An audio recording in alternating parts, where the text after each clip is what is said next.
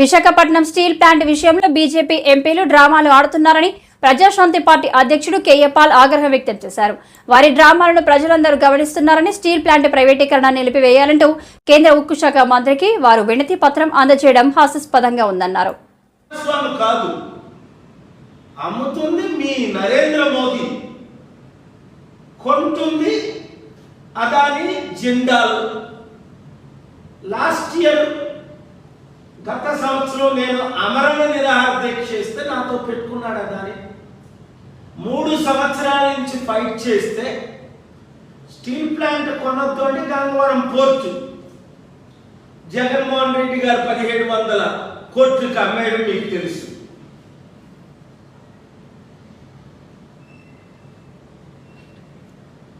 తద్వారా అదాని కొన్న తర్వాత ఏమైంది?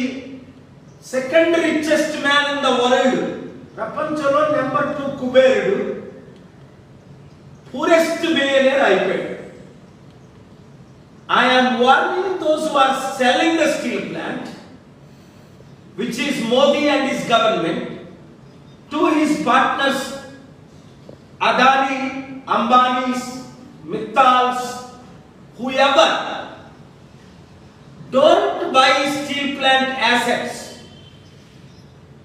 When Adani bought Gangavaram port for 1700 crore,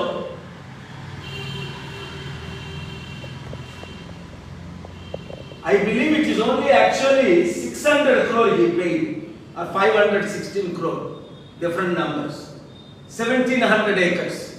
But he lost 8 lakh crore.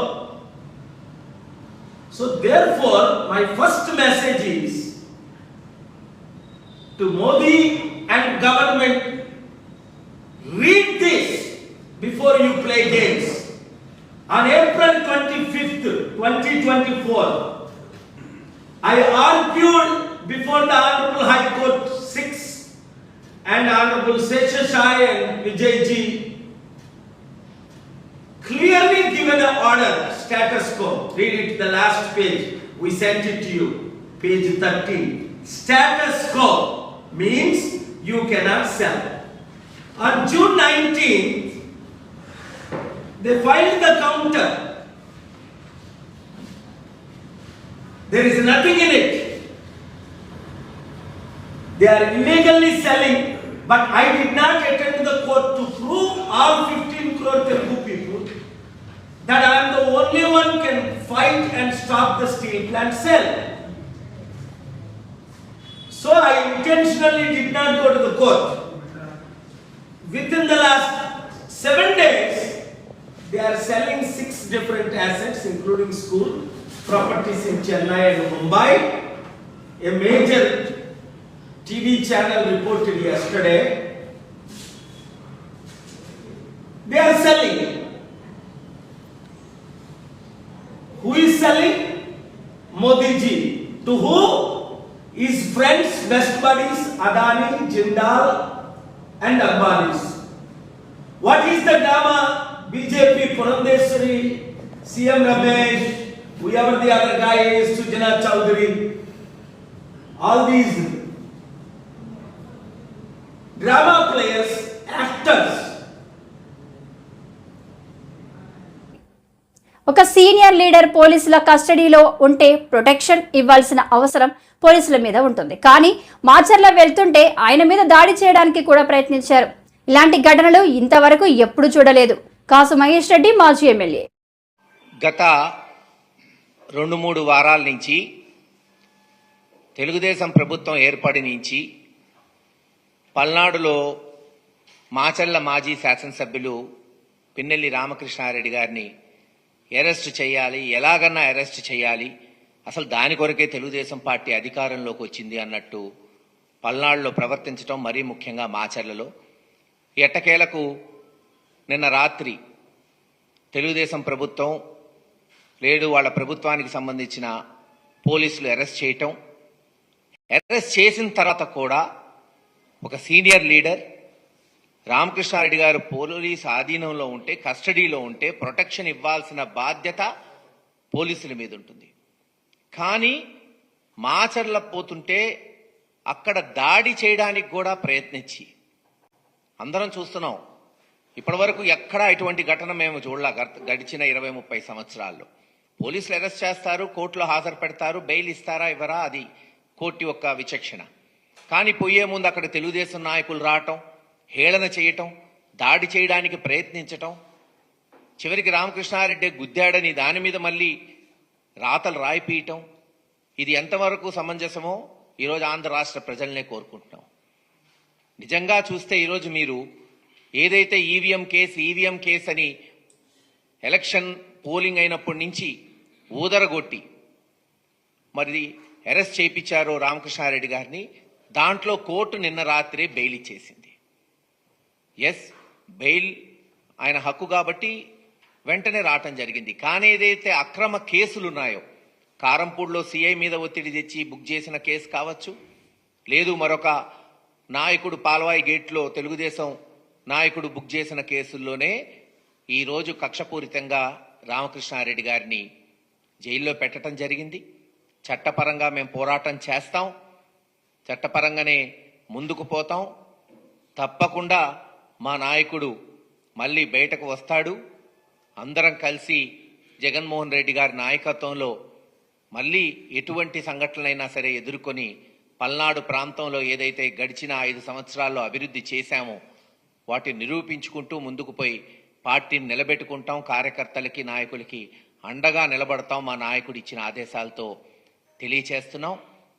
అలాగే గడిచిన వారం రోజుల నుంచి మనం చూస్తున్నాం ఏదైతే వైఎస్ఆర్సీపీ ఆఫీసులు చట్టపరంగా ఇదిగో దాదాపు 2016లో తెలుగుదేశం ప్రభుత్వం ఉన్నప్పుడే జీవో తెచ్చారు. ఏ పార్టీ అయినా నేషనల్ పార్టీకి, స్టేట్ రీజనల్ పార్టీలకి, అసెంబ్లీలో బలం ఉన్న పార్టీలకి ఇదిగో ఈ రకంగా అలాట్ చేయొచ్చు. వాళ్ళు ఇచ్చిన జీవో ప్రకారమే ల్యాండ్స్ అలాట్ చేసి కట్టుబడులు చేసుకుంటే ఈ రోజున 1-2 ఇరగొడుతున్నారు. కొన్నిటి మీదకి తెలుగుదేశం నాయకులు, మంత్రులు, అధికారంలో ఉన్న వాళ్ళు. ఢిల్లీ ఎయిర్పోర్టులో టెర్మినల్ ఒక పై కప్పు కూలడం రాజకీయంగా కలకలం రేపిస్తుంది. కేంద్ర ప్రభుత్వంపై విమర్శలు వస్తున్న నేపథ్యంలో ఈ అంశంపై పౌర విమానయాన శాఖ మంత్రి రామ్మోహన్ నాయుడు స్పందించారు. కూలినది పాత భవనంలో 2009లో దీన్ని ప్రారంభించారు అని అన్నారు. 2009 and in 15 years it has collapsed. Like you have said, this structure has been built in 2009, and what we have asked the DIAL, Delhi International Airport Limited, also is to do a verification inspection from their side. But we are not just leaving it up to themselves. The ministry, from the ministry, we have DGCA also, which underlooks the safety aspect. So they will also be supervisioning this inspection, and they will also give us a report. And from our ministry side, I can assure you that this is taken as a very serious incident also, not just in this airport, but across the country. Any airports that are with similar structures, we will have to go through them all again, and we will do a thorough checking of all the necessary airports that can come under our purview, and we'll take the necessary report, and we will see if there is a requirement for an independent body also.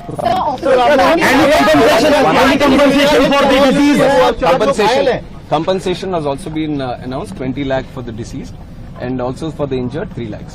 So opposition ये आरोप लगा रहा है कि जल्दबाजी में यहाँ पर इनॉग्रेशन किया गया था, तो इसके बारे में मैं क्लैरिफिकेशन दे दूं कि जो प्रधानमंत्री साहब जो इनॉग्रेट किया वो दूसरा बिल्डिंग है, दूसरी तरफ है. जो यहाँ कोलैप्स हुआ है वो 2009 में पुरानी बिल्डिंग है. 2009 में जो उस टाइम ओपन हुआ था, तो उसके ऊपर जो इंस्पेक्शन करना है वो अभी करवाएंगे. सर, विजुअल देखने में लग रहा है कि जो अंदर का आयरन बार से वो रस्टेड है, साफ दिखाई दे रहा है, उनपे पेंट भी नहीं है. तो इतनी लापरवाही कैसे थी? हमें अब तुरंत हम कमेंट नहीं कर सकते. इसके ऊपर तो थरो इन्वेस्टिगेशन होना है, और जो टेक्निकल एस्पेक्ट, जो फॉरेंसिक या सिक्योरिटी एस्पेक्ट जो देखते हैं बिल्डिंग का, वो सब अपना रिपोर्ट देंगे, तो उसके हिसाब से हम ये गवर्नमेंट का इतना तो मैं बता सकता हूँ, this government will not tolerate any untoward attitude. अगर कहीं पे कुछ लापरवाही रहेगी तो ये सरकार जरूर उनके ऊपर. But what is your assessment? What could be the reason behind this collapse? That has to be. I just got to know in the morning, and since then we have been First of all, we wanted no casualties to happen, and all the injured, if any of them, then we wanted to take proper care of them. So we are following that protocol that we look after the injured first, and also the passengers. Whoever are supposed to be traveling from here, we wanted to give them assurance and safety, and also the convenience of traveling again. So that aspect we are taking care of right now. Any technical incidents that you are referring to will all be commented T1 upon operational कब से होगा? after the report comes. T1 कब से operational होने की उम्मीद है? T1 कल तक हम पूरी तरह से इंस्पेक्शन करवाएंगे. अभी तो पूरा इवैक्यूएट कर दिया है, कोई आदमी नहीं है अंदर, तो पूरा बिल्डिंग का इंस्पेक्शन पूरी तरह से होगा. उसके लिए थोड़ा टाइम लेंगे, तो इसलिए जब तक ये बंद है, अभी T2 और T3 से उनके ऑपरेशंस चालू होंगे. राष्ट्रव्यापी अब ऑडिट भी इस तरह के मेजर एयरपोर्ट जहाँ है, जहाँ मैंने बोला है कि बाकी जगहों पर भी जहाँ पे इस तरह के स्ट्रक्चर्स होंगे उसके ऊपर भी एक बार देखेंगे, क्योंकि मानसून का भी टाइम है, तो जरूर सेफ्टी के हिसाब से वो निर्णय भी हम करेंगे. सर, एक सीरियस कंसर्न ये है कि कोई तूफान नहीं आया था, बारिश थी, प्री मानसून बारिश थी. वही टेक्निकल बिल्डिंग के बारे में जो भी बातें होंगे, let the investigation committee do their thing, and once the report comes I will give you a clarity. Committee का हिस्सा है, कौन कौन सी अथॉरिटीज हैं इसमें? अभी देख रहे हैं इंडिपेंडेंट बॉडी कौन सा निर्णय करे, और हमारी तरफ से जो इंटरनल सिक्योरिटी और सेफ्टी का जो दिखता है DGC है, that will be part. Will airport operator will be held liable for this lapses? Let us see what the report says. जो भी रिपोर्ट कहेगी उसके हिसाब से वो करेंगे. రాష్ట్ర అధ్యక్షునిగా బాధ్యతలు స్వీకరించిన గాజువాక ఎమ్మెల్యే పల్లా శ్రీనివాసరావు ఈ మేరకు పల్లా శ్రీనివాసరావు మాట్లాడుతూ తనకు సపోర్టు చేసిన ప్రతి ఒక్కరికి ధన్యవాదాలు, పార్టీకి మరింత కృషి చేస్తారని తెలిపారు. సోదరులారా, ఇక్కడికి విచ్చేసినటువంటి సైలెంట్ గా ఉన్నాను మాట్లాడుతున్నారు అన్న తెలుగుదేశం పార్టీ నాయకులకు, సోదరులందరికీ కూడా పేరు పేరున నా నమస్కారాలు తెలియజేస్తూ, సోదరులారా, ఈరోజు నన్ను తెలుగుదేశం పార్టీ రాష్ట్ర అధ్యక్షులుగా నియమించినటువంటి మరి పెద్దలు, గౌరవనీయులు తెలుగుదేశం పార్టీ జాతీయ అధ్యక్షులు, ముఖ్యమంత్రి గారైనటువంటి చంద్రబాబు నాయుడు గారికి నేను ప్రత్యేకంగా ధన్యవాదాలు తెలియజేసుకుంటూ, అలాగే యువ నాయకులు, నూతన ఉత్తేజంతో ఎప్పుడూ ముందుకు వెళ్తున్నటువంటి తెలుగుదేశం పార్టీ జాతీయ ప్రధాన కార్యదర్శి అయినటువంటి లోకేష్ బాబు గారికి కూడా ఈ సందర్భంగా నేను ధన్యవాదాలు తెలియజేసుకుంటూ, ఈరోజు నా పైన, నా శక్తి సామర్థ్యాల పైన నమ్మకంతో ఈ బాధ్యత నా మీద పెట్టినందుకు మన తెలుగుదేశం పార్టీ జాతీయ అధ్యక్షులు, ముఖ్యమంత్రి నారా చంద్రబాబు నాయుడు గారికి, అలాగే లోకేష్ బాబు గారి యొక్క నమ్మకాన్ని నేను ఉంచుకొని ఆ నమ్మకాన్ని ఒమ్ము కాకుండా ముందుకు వెళ్తానని చెప్పి ఈ సందర్భంగా తెలియజేస్తున్నా. అలాగే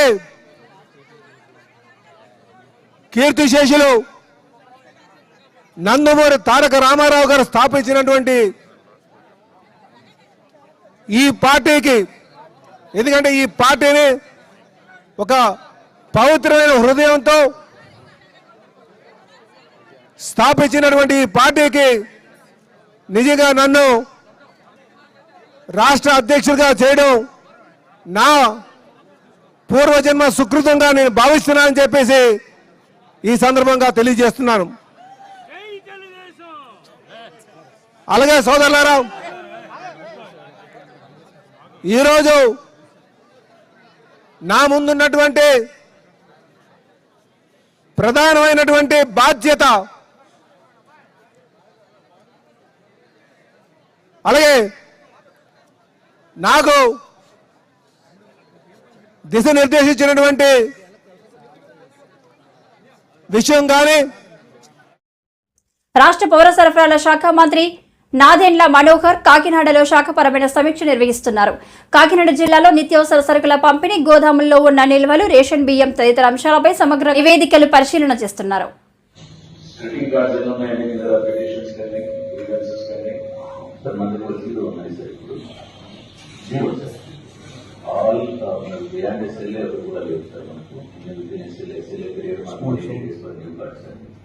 అండ్ న్యూ కార్డ్స్ అన్ని గవర్నమెంట్ రేట్ డిసైడ్ చేసుకుని మిగతావన్నీ కూడా నేను అడిగేది స్ప్లిట్టింగ్ గురించి మీ దగ్గర ఏమన్నా పెండింగ్ ఉన్నాయా? జగన్ చెబుదాం చెప్పి జనం అలసిపోయారు.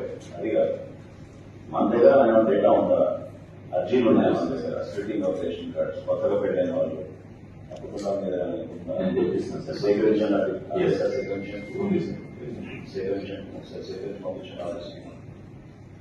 Okay, next. Good process, sir. Process of how we receive it, sir.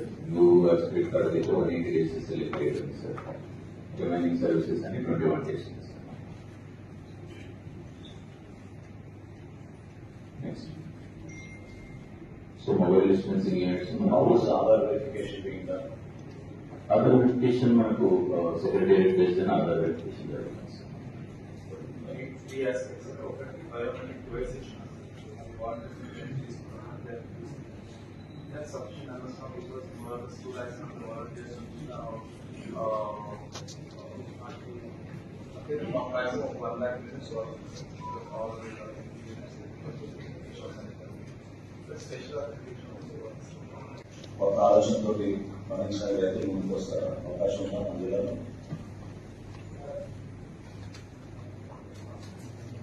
వ్యవసాయ విధానాలు నాశనం కాదు, కానీ కమర్షియల్గా వాటికి ఇంకా బాగా ఎక్కువ ధర వచ్చే విధంగా మనం ప్రోత్సహించే విధంగా మనం చేయగలుగుతాం.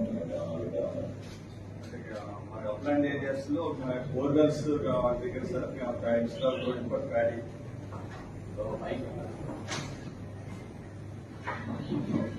సార్ గోయింగ్ ఫర్ ప్యాడీ మనం పల్సెస్ కానీ మిల్లెట్స్ కానీ పెడితే రెమ్యులేషన్ కూడా బాగుంటుంది సార్, ఈల్డ్ కూడా బాగా వస్తుంది. సో దాన్ని మనం ఎంకరేజ్ చేయడానికి ఈ సీజన్ మనం ఏరియా పెట్టుకున్నాం సార్. రెండవది ఏంటంటే ఐఎఫ్ఎస్ మోడల్ ని మనం ప్రమోట్ చేస్తే sir integrated farming system model ఒక ఎకరానికి గాడి అయితే 10,000-15,000 కన్నా ఎక్కువ మిగులుతుంది. అదే ఇంటిగ్రేటెడ్ ఫార్మింగ్ సిస్టమ్ లో కనుక కన్వర్ట్ చేయగలిగితే ఎకరానికి 1 lakh వరకు ఆదాయం వచ్చేటువంటి విధానం సార్. అది ప్రస్తుతానికి డెమాన్స్ట్రేషన్ పర్పస్ ఈచ్ ఆర్బీకేలో చేయమని ఈ సీజన్ లో ఇన్స్ట్రక్షన్ ఇవ్వడం జరిగింది సార్. దాంట్లో ఏంటంటే మనం ఒకే కాంపౌండ్ లో ఏరియాలో ఒక ఎకర్లో వీలైతే ఫిష్ కల్చర్ తీసుకోవడానికి, ప్యాడీ తీసుకోవడానికి, ఫండ్స్ మీద అగ్రికల్చర్ అంటే కూరగాయలు కానీ లేకపోతే పపాయ, జామ అటువంటి వేసుకొని ఇంటిగ్రేటెడ్ ఫార్మింగ్ సిస్టమ్ కనుక చేసుకుంటే ప్యాడీ మీద ఎక్కువ ఆదాయం అవకాశం ఉంది. దాన్ని డిమాన్స్ట్రేషన్ పర్పస్ కోసం ఈ సంవత్సరం స్టార్ట్ చేస్తాం.